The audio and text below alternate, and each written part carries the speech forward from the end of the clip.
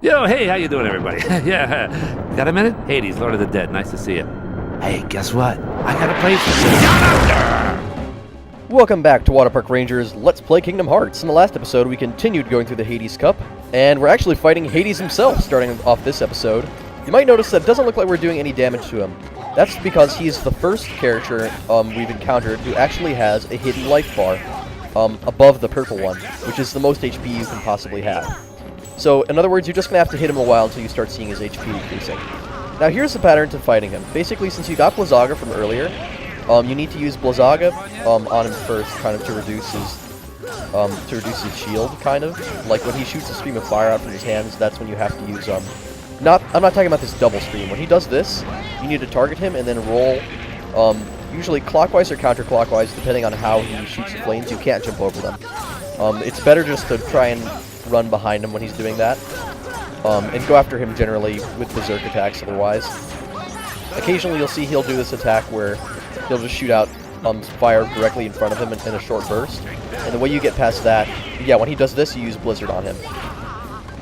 He's making it a little bit hard for us, but there we go. Blizzaga in this case is what gets the job done. Now, I'm not sure if Blizzaga is the only type of Blizzard that works on him like this, because I know that you can't get to him unless you have Blizzaga first, because you get Blizzaga by getting this far in the Hades Cup from, I believe it was Behemoth earlier? Yeah, I think it was Behemoth. Anyways, you can see he's really not that tough at all. He's a little bit harder if you don't have the ultimate weapon, but honestly, he's not that much of a threat. You can lose if you're not careful, but in my opinion, Leon and Cloud are infinitely more challenging than him. Or I should say substantially more challenging. He has a couple other attacks. He can throw a lava ball at you, but like you saw right there, you can actually volley it back with your Keyblade. Or if you want, you can just use guard to stay on the safe side. And another option you have, oh, actually, I should mention this. He has one attack that I'm not sure you can dodge, where literally he just snaps his finger, and it like immediately will catch you on fire no matter where you're standing.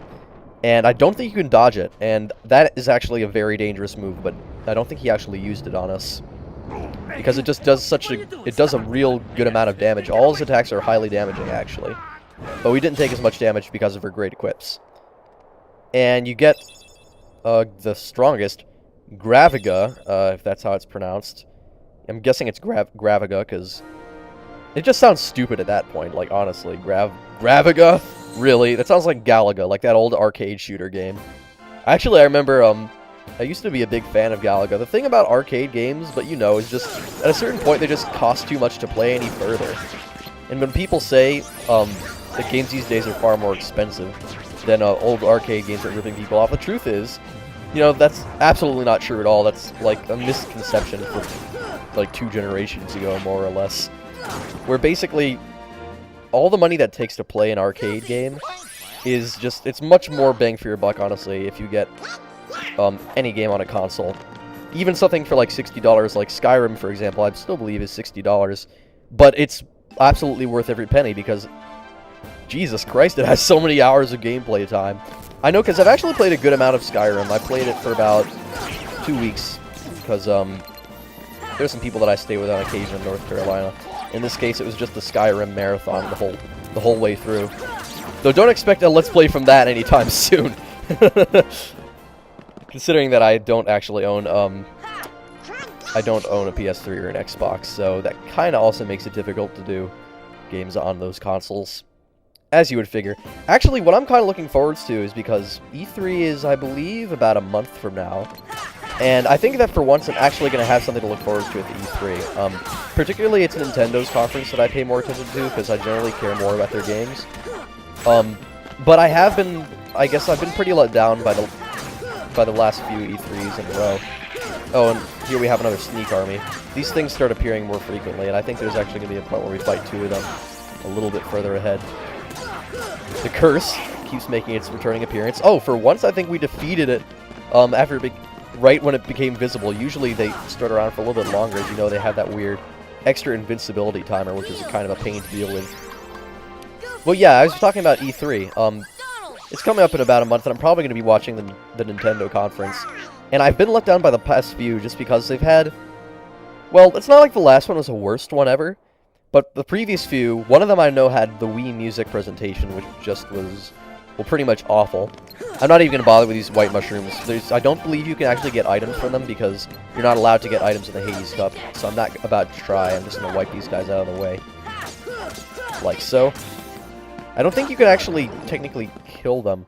I haven't checked Jiminy's journal because usually they show you how many Heartless you've defeated. I kind of wonder if maybe the fact that I've defeated multiple Sneak armies means that I'm going to get a lot more numbers appearing next to Stealth Sneak. Because I don't think Sneak Army or Red Armor get their own journal entries, which is a little bit weird now that I think about it. Oh yeah, and of course, Bit Sniper and World of Chaos, because they appear only in the final battle, obviously don't get a page in Jimmy's journal. Wow, that sounds so bootleg. Jiminy's journal. Yeah, but Ansem does because he's a character and he appeared at Hollow Bastion. But actually, now that I think about it, Ansem did appear even earlier on as that Jawa-like mysterious figure. So of course you have to be careful what you call like mysterious figure or unknown figure in this series, because there are literally so many bosses and characters that just go by those kinds of vague titles to begin with, usually as optional bosses. Kingdom Hearts has seriously become one of the hardest series to keep track of. The Ultimate Keyblade, especially when I get a close look at it like that, I mean, oh, here's the double stealth sneaks. It looks pretty cool, but it's so elaborate to the point where it's just like garishly overdone. It's a little bit too much in terms of design. It's kind of like design overload. It's like they didn't know when to stop. It kind of looks like it's just too much. It's way too fancy. I prefer to carry around a Keyblade, which is a little bit more sparse, but I suppose this weapon is just way too cheap and stuff.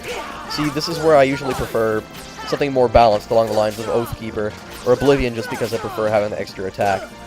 But because I said I'd be using the ultimate weapon just also to make the Hades Cup a little bit less tedious, because honestly, the Hades Cup isn't too special. Besides the difficulty, it's mostly just repetitive how many matches you get. It's mostly the optional bosses that are fun without the ultimate weapon, but I think I'm still going to try them with the ultimate weapon nonetheless, because I worked so hard to get it. So I might as well. I mean, I've fought the other optional bosses without it before, because I've never gotten the ultimate weapon before. So it's kind of going to be a new thing for me, just to see how much easier it all becomes, because the Hades Cup itself has become way easier to begin with.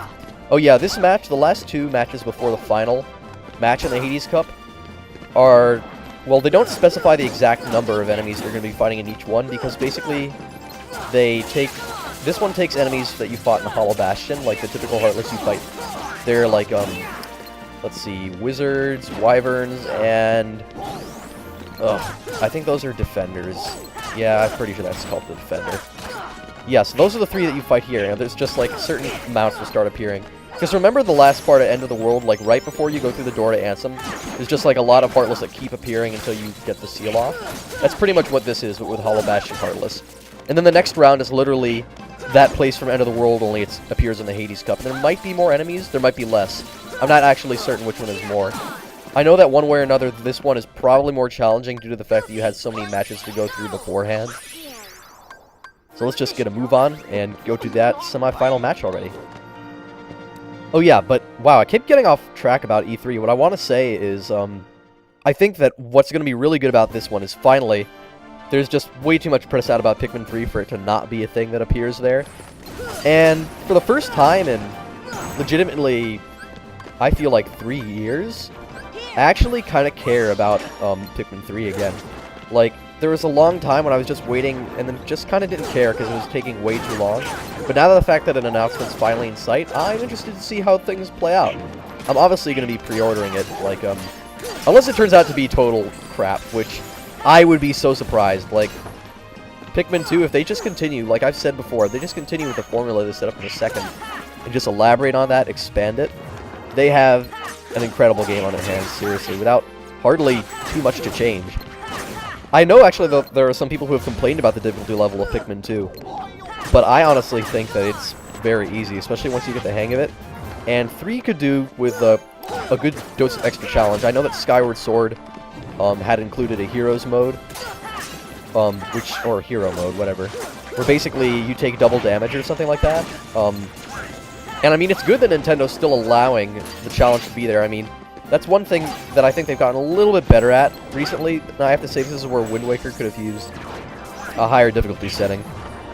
Like, have one playthrough just for the people who kind of just want to play the game, like, the more casual people. Then for the ones that really want a challenge, have it be there either as an option available at the beginning of the game, like in Kingdom Hearts the way they've done it, or just have it available as a second quest after you finish the game.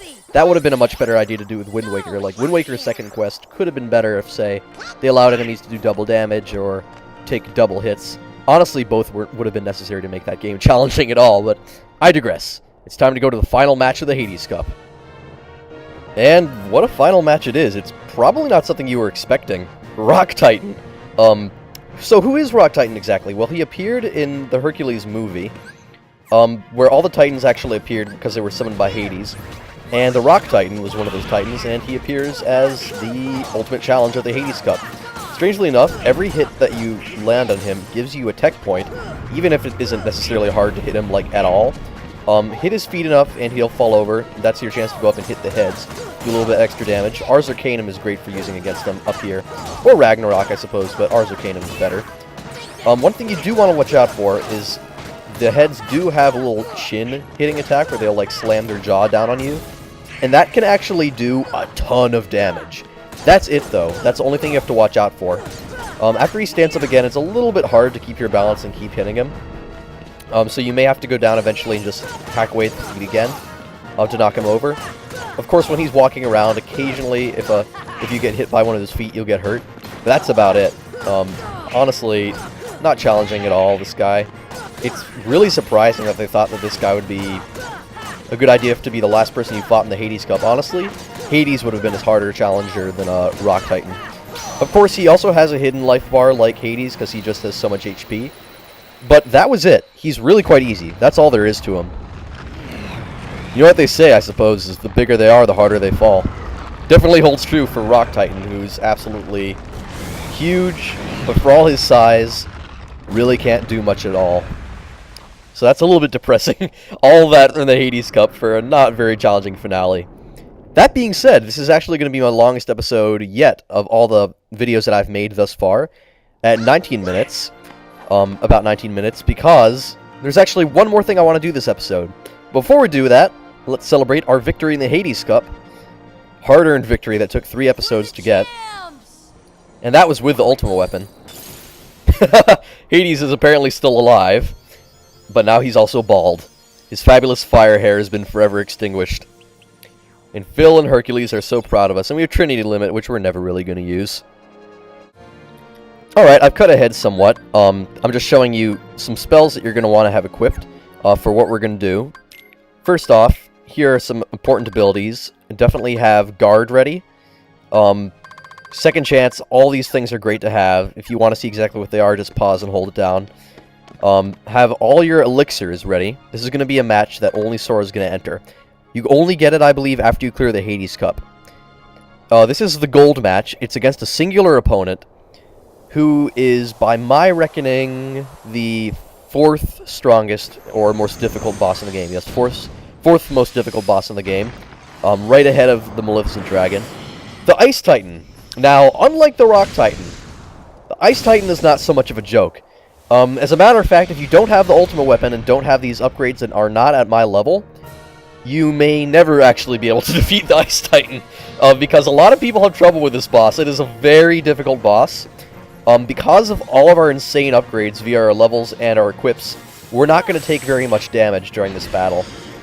But typically, it only takes about 3 hits for the Ice Titan to kill you. 3 to 2 hits, and that's even on easy. So, just keep that in mind, or normal, or whatever it is. The fact is, this is a very difficult boss, no way around it, so I'll just explain the pattern. He's got a few different attacks. Most of them involve shooting those icicle shards at you that fly at you. When they're flying at you, what you have to do is use your Guard ability to hit them back, which is basically using Square. I believe that's the only way you can knock them back. I don't think you should try using your Keyblade's normal hits against it. So just use Square and knock them back. That's really the only thing that will sufficiently damage Ice Titan. Your Keyblade attacks against the head are almost completely worthless. Even the Ultima weapon hardly does a thing. At least that's what I'm pretty sure is going to happen. Let's run up and see how much damage we can do. Oh, actually, the Ultima weapon is able to, like, do normal hits against it. But normal Keyblades, even the strong ones like Oblivion, hardly leave a chunk in Ice Titan's HP. And being Ice Titan, you'd think that Fire would work pretty well against him, and the fact is, it is the most efficient spell to use. but you would be much better off just continually knocking back his ice shards with guard. Ultimately that's the way you're going to hit him. That's the way you're really going to damage him. Plus, it gives you an insane amount of tech points. So if you want to really rack up tech points, you can fight this guy multiple times over, because you're going to be inevitably guarding so many ice shards and getting so much tech points from doing that. There are certain patterns that those ice shards fly at you in which they're easier to hit, and then some where they're harder. If they spread out, it's going to be harder. Like that, that's a little bit more difficult to time. But if they kind of close in on you like a pincer movement, like that, that's great, because then you can deflect them all at once. Now, a few of the other moves he has, clearly he has more than just shooting the ice shards at you. He has kind of a pattern where he'll fall over each time after you damage him, but the amount that he falls over for decreases a little bit more each time until he basically just stands up as soon as you knock him down, giving you essentially no break when fighting him. Some of his other moves include Ice Breath, where you just want to jump over that and get out of the way, otherwise you will get frozen and will almost likely near kill you with normal equips and a normal Keyblade. He also occasionally will drop an ice chunk from above. Because it falls from above, jumping is a really bad idea, because it spawns directly over you. So what you want to do is instead just run in a small circle whenever you see him...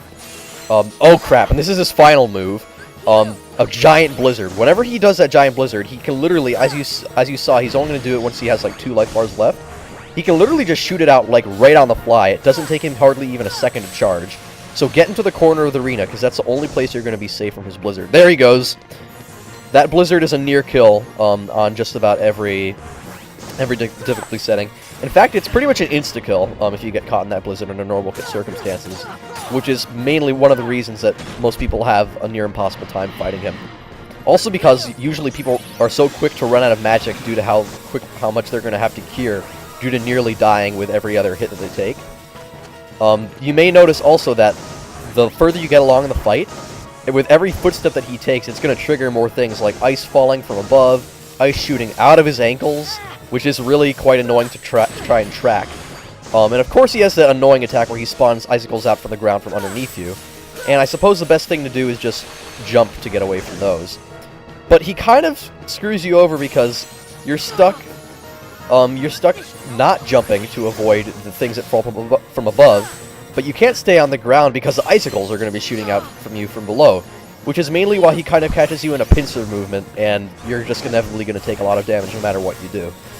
So you really have to be quick with improvisation, and that's why this fight is just all around one of the hardest in the game, and because it's optional, you don't ever really have to finish it, and for good reason. It's way harder than the final boss ever was. And I'm not having as bad a time as you can see because my life bar and MP bar are just outrageous. But it was a smart idea to bring along all those Mega Elixirs nonetheless.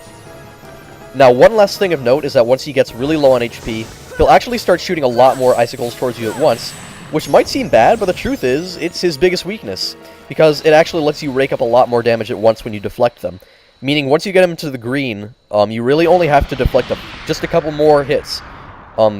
So actually, even though the time span starts growing shorter that you can hit him in, you can hit him a lot more during that frame, so it kind of balances out, and overall, if you have elixirs ready, you should be okay if you're really quick. It will take you a few times to get him, no doubt. It's going to take you quite a few tries. It did for me. But you can actually defeat him before even going to Ansem. I know that for a fact. I've done it on hard mode before. That being said, it was really hard. Also, never use arrow during this fight. If you use arrow, the icicles will actually become impossible to deflect and will be near insta-kills. So that's Ice Titan, everybody.